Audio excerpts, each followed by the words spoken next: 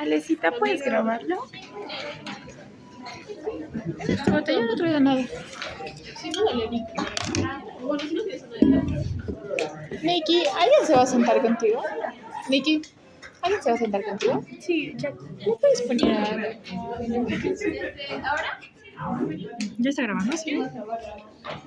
Ok. Bueno, doctor, buenas tardes, compañeros, buenas tardes. El día de hoy, mis compañeras y yo vamos a hablar sobre los síndromes de obstrucción de las vías aéreas.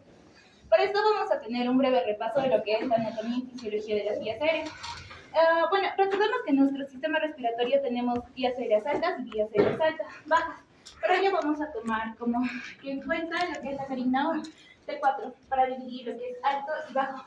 También recordemos que la principal función de las vías aéreas es permitir el pasaje de aire de la atmósfera a los alvéolos. Y en los alvéolos se va a dar la hematosis, lo que es el intercambio gaseoso entre O2 y CO2. También consideremos que la tráquea tiene un componente tanto cartilaginoso como muscular, pero a medida que esta desciende, o bueno, se da la ramificación de los bronquios bronquiolos, se pierde el componente cartilaginoso y aumenta el componente muscular, y es por el componente muscular que se dan las diversas patologías, ya que por el componente muscular podemos tener la disminución del diámetro de las vías aéreas.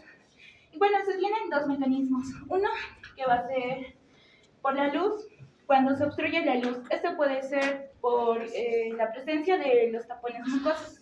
Y estos, porque recordemos que el epitelio respiratorio contiene células caliciformes, y cuando se da una sobreproducción de moco, como puede ser el asma, esta puede obstruir las vías aéreas. Además de que, pues, no solo puede ser por el moco, la presencia de los mocos extraños. Otra es por la pared, que en este es importante recordar el broncoespasmo, que es una contracción anormal sostenida de los músculos, del músculo de Reisel. Así como tenemos dos fenómenos en la respiración, una inspiración y una expiración. Recordemos que la inspiración es activa. Esto se da sobre todo por la contracción de los músculos intercostales o inspiratorios, como el diafragma. Este se contrae y expande la caja torácica, lo que hace que haya una presión negativa y esta dilate las vías respiratorias. Por otro lado, en la expiración, que es un proceso más pasivo, disminuye el volumen pulmonar. ¿Por qué? Porque aumenta la presión de la caja torácica, que saca el aire de los pulmones, y de esta manera también disminuye el diámetro de las vías aéreas. Bueno, las manifestaciones clínicas se dan sobre todo por una limitación en el flujo, la disminución del diámetro de las vías aéreas, porque, bueno, ya esta puede ser localizada, es decir, que puede haber un cuerpo extraño en la tráquea, la estamos localizando, o la presencia de un tumor, así como puede ser difusa, como en los alvéolos, indistintamente, que se da sobre todo por los síndromes respiratorios que vamos a explicar más adelante. Ahora, en esto vamos a agregar que va a haber obstrucciones de las vías altas y las vías bajas. En las vías altas se considera la faringe, la laringe y la tráquea. Y en las vías bajas lo que son los bronquios bronquiolos a los alvéolos. Las obstrucciones de las vías altas tienen un componente inspiratorio. Es decir, que principalmente las afecciones, o bueno, el patrón ventilatorio va a ser puede ser una taquipnea, una bradipnea inspiratoria, incluso una disnea inspiratoria. Además de que los sonidos más característicos que vamos a tener son los cornajes o estridores. Recordemos que el estridor es como una sibilancia inspiratoria. Y bueno, en las vías respiratorias bajas se caracteriza por ser más expiratorio. Por eso, cuando auscultamos al paciente, podemos escuchar roncos o sibilancias, que son ruidos sobreagregados de más expiratorios. Bueno, al hacer el examen físico al paciente, a la inspección vamos a ver, o bueno, podemos ver a un paciente con un tórax normal, pero también puede estar con un tórax en tonel o enfisematoso, como puede ser en un paciente con EPOC, además de que va a tener un patrón ventilatorio, ya sea con taquipnea o con bradipnea. Puede haber cianosis central cuando se da la presencia de una insuficiencia respiratoria, así como vamos a ver también el tiraje y el uso de músculos accesorios. En la palpación vamos a ver que al paciente la amplexación de bases va a estar disminuida, así como el frémito bucal o vibraciones vocales.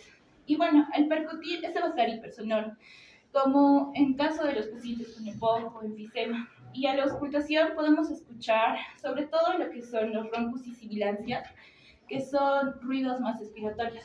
Bueno, en los estudios por imágenes, recordemos que en una TC normal vamos a encontrar un patrón en los pulmones más compuesto, pero en la TC podemos encontrar las bullas, que es característico de los enfisemas, y en radiología, sobre todo que se pierde la forma oblicua de las costillas, es decir, se va a encontrar una horizontalización de las costillas, un aumento de los espacios intercostales, el descenso de los diafragmas, un corazón en gota, que es en sí un corazón más vertical, y también una hiperclaridad pulmonar. Ahora yo les... Pérez. Ya. Ahora yo les voy a hablar sobre las etiologías del síndrome de obstrucción de vías aéreas. Vamos a tener 4 y vamos a hablar de las más comunes. Vamos a tener la bronquitis aguda, que como su nombre lo dice, va a ser una enfermedad de instalación aguda y va a estar caracterizada por tos, disnea y esputo. Vamos a hablar luego de esto. Y bueno, esta inflamación se va a dar básicamente en vías aéreas grandes, en los bronquios, sin afectar a los pulmones en este caso. En las características clínicas vamos a tener la tos, que va a durar de 1 a 3 semanas, en algunas ocasiones la disnea, que no es una disnea tan marcada, y un esputo que puede ser tanto purulento o no purulento. Y en la exploración física vamos a encontrar los signos de consolidación parenquimatosa, como la matidez de la percusión, disminución de ruidos respiratorios, roncos y sibilancias. En el caso de encontrar, por ejemplo, estertores, egofonía o signos de inflamación pleural, esto ya nos indica otras patologías, por lo cual debemos hacer como que exámenes complementarios o diferenciales para descartarlo. Ahora, la causa principal de la bronquitis aguda va a ser una infección viral, esto en 60% de los casos, según Astudate. Y los patógenos que van a estar involucrados en este va a ser la gripe A, la B, la parainfluencia, tipos de coronavirus, el 1 y el 2, el rinovirus, virus sincitial respiratorio y metaneumovirus humano. Pero también aparte de estos agentes vamos a tener otros que van a ser bacterias que también van a producir como que un cuadro similar, o sea, una tos que dura de 1 a 3 semanas o incluso más, como por ejemplo la Bordetella pertussis o la neumonía por micoplasmas o clamidia neumonía. Siguiente. Ahora, tenemos que hacer, bueno, el diagnóstico clínico básicamente se va a hacer con el hipo y con la anamnesis básicamente.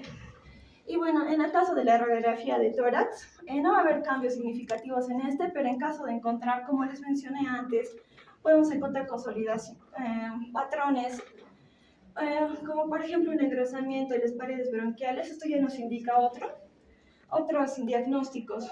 Los diagnósticos diferenciales va a ser en este caso, por ejemplo, pues una neumonía, un goteo nasal posterior, un reflujo gastroesofágico, asma, etc.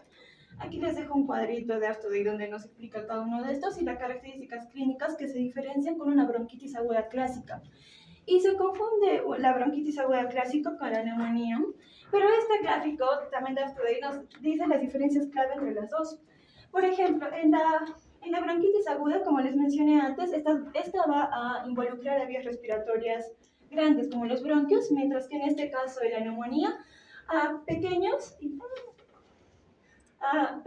y a grandes. También en este caso vamos a encontrar, va a ser producido, como les dije, la bronquitis aguda por virus, perdón, y la neumonía va a ser causada por bacterias como la Streptococcus pneumoniae. En el caso de los alvéolos en la bronquitis aguda van a estar como que intactas y en la neumonía va a haber como contenido purulento, mucoso. También otras características para diferenciar, por ejemplo en la tos, en este caso les mencioné que va a ser agudo, igual que en este caso en la neumonía, pero en este caso la respiración, o sea la disnea, va a haber una disnea marcada en la neumonía, mientras que en la bronquitis aguda no tanto. También la temperatura. En el caso de la bronquitis aguda, la temperatura va a estar como que normal, mientras que la neumonía va a estar elevada hasta mayor a 38 grados centígrados. Bueno, ahora vamos a pasar con el asma bronquial, que esta va a ser una inflamación crónica de las vías aéreas básicamente. Y se va a dar porque en esta inflamación de las vías aéreas van a intervenir numerosas células y mediadores que van a producir la obstrucción bronquial. Vamos a tener por los siguientes mecanismos, como la broncoconstricción aguda, un edema de la pared de la vía aérea y en ocasiones puede haber incluso una remodelación de la pared bronquial. En acá una imagen de ustedes también donde hay la diferencia entre las vías aéreas cambio. En acá podemos ver una constricción, moco, incluso inflamación. Y como les dije, van a estar involucradas células y mediadores, como por ejemplo tenemos los linfocitos helper 2, que estos van a controlar y producir IgE, que ya les voy a explicar luego. También van a estar involucrados los eosinófilos, que van a liberar proteínas citocatiónicas. También tenemos el incremento de número y la sensibilización de los mastocitos e IgE, que estos van a producir en el bronquio hipertrofia e hiperplasia de las células musculares, y también depósitos de colágeno de tipo 3 y 4, que estos van a engrosar el tejido conjuntivo. Ahora, las características clínicas, los más característicos va a ser la salivancia, la presión en pecho, la disnea y la tos. Estos pueden empeorar en la noche o al despertar. La evolución del asma varía según la frecuencia y la intensidad, y en algunas situaciones incluso se puede curar solo. Y vamos a tener, puede darse una crisis asmática donde puede desencadenarse por gatillos, como por ejemplo por alérgenos, humo de tabaco, ejercicio. Y sospechamos de una asma o una crisis asmática cuando se presentan estos síntomas o estos signos clínicos, como por ejemplo una alteración de la conciencia, una aleteo nasal, uso de músculos accesorios, que el paciente diga palabras entrecortadas, taquicardia. Y ya. Luego tenemos la exploración física, donde en la inspección del tórax va a haber una movilidad reducida, no va a haber una fixación y uso de músculos accesorios o tiraje. En la palpación vamos a escuchar las vibraciones vocales reducidas y también la fixación reducida. En la percusión una hipersonoridad y en la auscultación una inspiración fácil prolongada. Los murmullos vesiculares van a estar disminuidos, roncos y sibilantes. Y también se pueden encontrar síntomas de enfermedades alérgicas, ya que un alérgeno lo puede causar o puede desencadenar el asma, como por ejemplo una congestión nasal, rinorrea, estornudos, picazón ocular, congestión nasal, anosmia, sensibilidad a los medicamentos inflamatorios no esteroides. Siguiente. Ahora, como les dije, puede estar desencadenado, va a haber desencadenantes del asma. Tenemos muchísimos ejemplos, pero uno de los más importantes, como por ejemplo exposición al alérgeno, donde tenemos algunas preguntas para saber, ¿no?, la causa de la exposición al alérgeno, también exposición a irritantes, como por ejemplo yo les mencioné, los humos de los cigarrillos, problemas nasales, tal vez el paciente tenga congestión nasal, un reflujo gastroesofágico incluso. Ya, hablando de la fisiopatología, como les dije antes, esta se va a ocasionar por la inflamación crónica, donde van a intervenir células y mediadores, ¿no? Ya, este grafiquito nos va a resumir todo esto. Primero va a haber factores genéticos y ambientales, que van a actuar ellos como antígenos. Puede ser, por ejemplo, el polen, ¿no? Entonces lo que va a pasar esto es que el antígeno va a estar en contacto con las células epiteliales. Vamos a tener las células presentadoras, donde nos van a presentar básicamente, se podría decir, al linfocito T helper 2, que esta va a ser exclusiva de reacciones alérgicas, por lo que esta se activa. Luego ocurre la activación de la respuesta inmunológica adaptativa y luego la liberación de interleucinas, en este caso el 3, el 4, el 5 y el 13, que estos van a aumentar la amplificación de la alergia. Luego la liberación de interleucinas les dije, luego la producción de anticuerpos E, en este caso los linfocitos B se van a diferenciar de células plasmáticas por las interleucinas, y luego estas células plasmáticas van a liberar el anticuerpo IgE. Luego la unión de IgE a los mastocitos, de IgE se une a los mastocitos y van a producir histamina y leucotrieno, que van a provocar los síntomas que les mencioné antes, o sea, la permeabilidad de vasos sanguíneos, va a producir moco, edema, también una broncoconstricción y una hiperactividad bronquial. Y por último, el diagnóstico, que va a ser la espirometría, que básicamente es el gol estándar del asma, donde nos va a permitir valorar la función pulmonar. Vamos a tener el BEF, donde debe estar disminuida a 75%, y el BEF bajo el 80%. Y ya, bueno, en acá también un cuadrito de estudio donde nos dice diagnósticos diferenciales de asma en adultos mayores. Peralta. Continuando con la exposición, vamos a entrar en lo que es la enfermedad pulmonar obstructiva crónica, que se va a definir como una obstrucción crónica, progresiva y reversible del flujo aéreo. ¿Qué vamos a encontrar acá? Dentro de lo que es el EPOC se va a englobar lo que es la bronquitis crónica y el enfisema pulmonar. La bronquitis crónica se va a definir como una hipersecreción de moco acompañada de una tos y una expectoración durante 3 meses al año por más de 2 años consecutivos. En cuanto al enfisema pulmonar, va a ser clasificado como un agrandamiento normal de los espacios aéreos distales a los bronquiolos terminales, y junto a ello también se va a sumar lo que es la destrucción del parénquima alveolar. Dentro de la etiología hay 2 tipos, una exógena y una endógena. Dentro de la exógena, el mayor factor es el tabaquismo, desde fumar cigarrillos hasta un vape. Luego la exposición a la contaminación y la biomasa, lo que es, por ejemplo, la psicocinas leña. Lo que es en el endógeno, el principal es la deficiencia de lo que es el alfa-1 tripsina. En cuanto a los estadios del EPOC, que son clasificados en un estadio leve, moderado, severo y muy severo, se va a utilizar lo que es la espirometría. Aquí se va primero a tomar uno antes de la espirometría, antes de utilizar un broncodilatador y después de utilizar un broncodilatador. Un EPOC leve va a clasificarse con un volumen de expiración forzada en un segundo menor a un 80%. Un estadio moderado va a ser entre un 50% hasta un 79%. Un estadio severo desde 50%, de 30% hasta 49%. Y uno muy severo va a clasificarse menor a 30%. Y junto a esos estadios se va a estar lo que es la disnea, con el mismo tipo, ¿no? Una disnea a mediano esfuerzo y hasta con cualquier tipo de trabajo.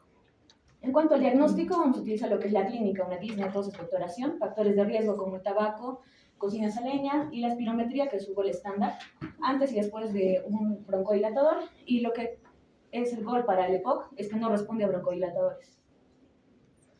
En cuanto a su fisiopatología, vamos a hablar de lo que es el tabaco. El tabaco va a activar lo que son las especies reactivas de oxígeno y radicales libres. Estos a su vez van a desactivar las antiproteasas y van a elevar lo que son las elastasas. Estos a su vez de los vasos van a llevar que migren los neutrófilos hacia lo que es los acinos, creando un daño tisular.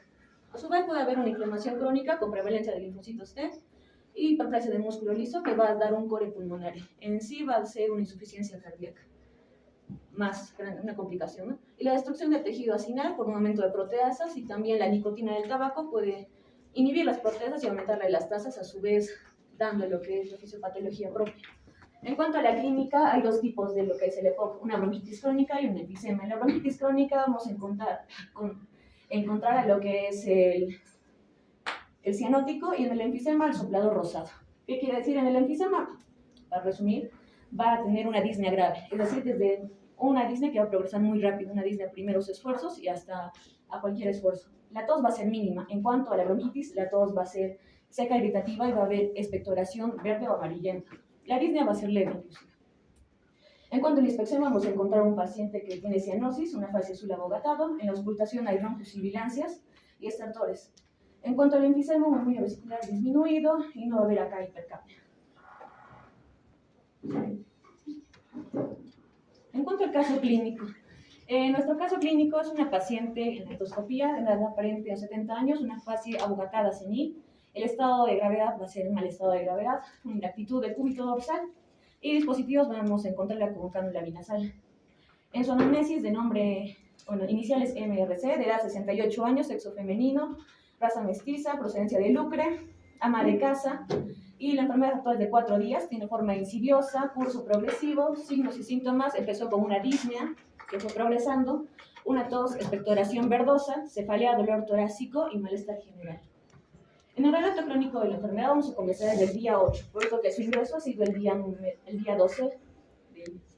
Ingreso a emergencias con disnea de grado 2, dolor torácico, tos y expectoración. En el examen físico hay un murmullo vesicular disminuido en ambas bases pulmonares. Va a haber roncantes en los ápices de ambos campos pulmonares y crépitos en el emitórax derecho. En cuanto al día 12, se le diagnosticó una insuficiencia respiratoria aguda, una neumonía adquirida en la comunidad y descarte de TBC. Dato a considerar es que tuvo la paciente TBC, un antecedente, hace 30 años.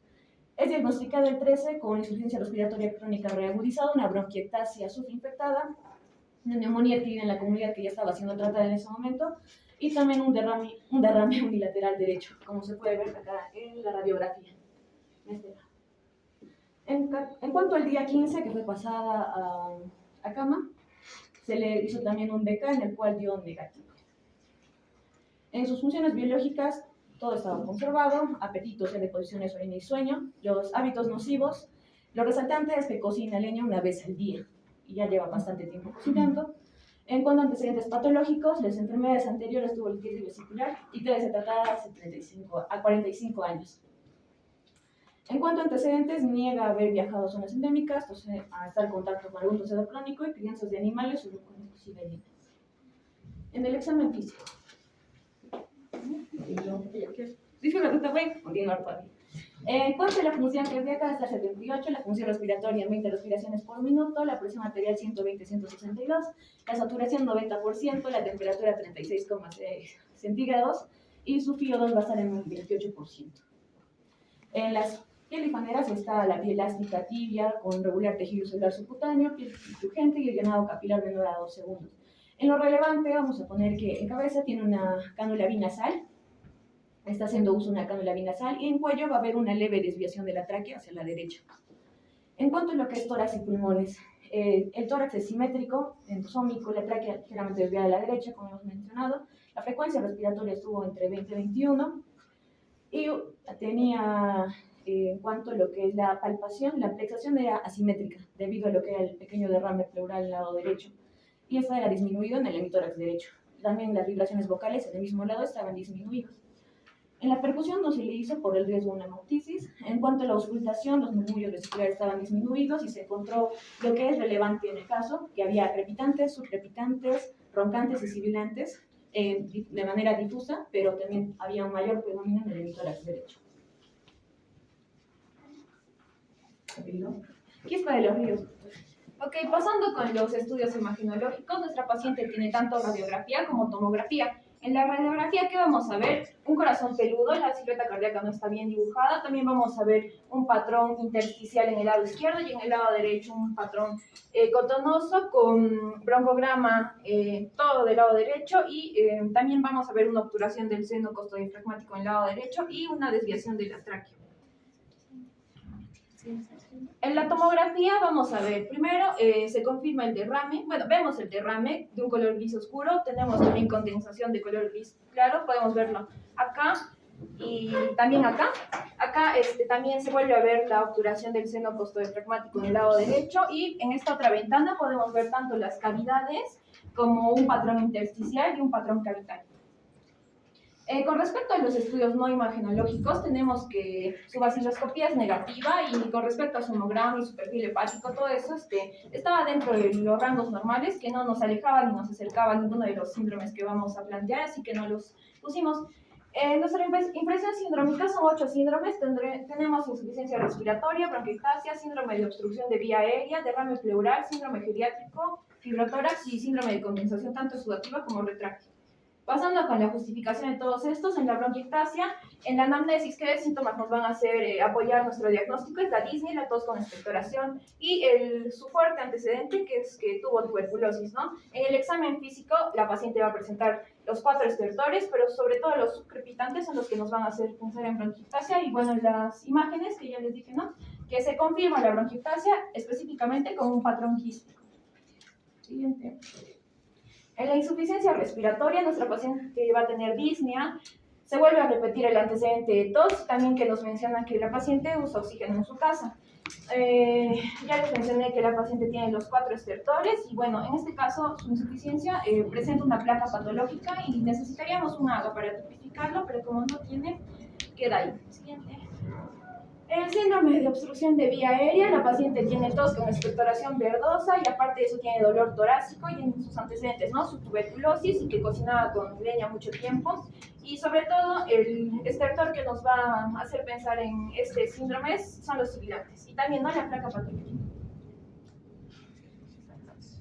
El síndrome de condensación retráctil, la paciente, los síntomas que nos hacen pensar en esto es que tiene disnea, tos con expectoración verdosa y dolor torácico, igualmente se repiten sus antecedentes, y de sus 4 estertores, los crépitos y los roncantes son los que nos hacen apoyar nuestro diagnóstico. Y con respecto a las imágenes, ya les mencioné el corazón peludo y también el patrón intersticial. Bueno, este síndrome tiene 4 patrones: el intersticial, el cavitario, el acinario y el nodular, y nuestra paciente tiene todos menos el nodular. Con respecto al fibrotórax, la paciente va a tener disnea, tos y expectoración, y acá también nos apoya lo que es su antecedente de tuberculosis. Con respecto al examen físico, va a presentar una amplexación disminuida en el lado derecho y también el murmullo vesicular va a estar disminuido en ese lado. Y bueno, en la placa se va a ver una reducción evidente del volumen del pulmón derecho, aparte que la tráquea está desviada hacia ese lado. En la condensación exudativa, la disnea, la tos, la expectoración verdosa y la cefalea, todo esto nos va a hacer pensar en este síndrome y también, ¿no?, sus antecedentes, y que utiliza oxígeno en su casa. Igualmente, la amplexación y el murmullo vesicular disminuidos de ese lado y los 4 estertores. En la placa vamos a ver el patrón algodonoso con broncograma aéreo en el ilio derecho. Y bueno, hablando del derrame pleural, nuestra paciente va a tener lo que es disnea y dolor torácico. Y en el examen físico, ¿no?, la amplexación del lado derecho está disminuida, al igual que el murmullo vesicular de ese lado, y el derrame va a estar confirmado tanto en radiografía como en tomo, porque se ve la obliteración de este seno postdiafragmático en ese lado. Y bueno, con respecto al síndrome geriátrico, a nuestra paciente, primero que tiene 65 años y que usa oxígeno en su casa, entonces nuestra paciente lo que va, según el score de Bartel, va a tener una dependencia parcial. Y bueno, ya para juntar todos los síndromes tenemos la malla sindrómica, y primero hay que poner un poco en contexto de nuestra paciente, de que tuvo TBC, de que cocinaba con leña y de que actualmente utiliza oxígeno en su casa, y de que ha tenido varias internaciones previas por cuadros similares. Entonces, en la tuberculosis, como hay una inflamación crónica y una destrucción del tejido pulmonar, va a haber lo que es una dilatación anormal e irreversible de los bronquios, lo que es la bronquiectasia.